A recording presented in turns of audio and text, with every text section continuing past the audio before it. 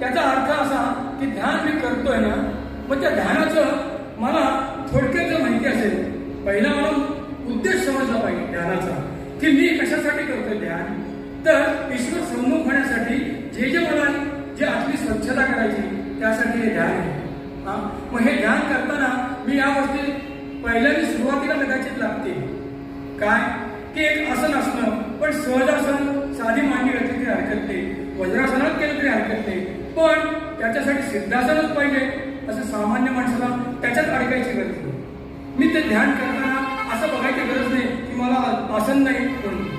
सुरुवातीला आपल्याकडे असेल जागा घरात वेगळी एक चांगली आपलं दैवत, तिथे केलं तरी हरकत नाही. पण नाही तर आपलं देवघर असतो, मी असं समजतो सगळ्यांकडे देवघर आहे, तर त्या देवाच्या समोर निदान तो, कारण काय काही ठिकाणी देवघर म्हणजे आहेत, काहींची अशी भिंत लटकली, काहींची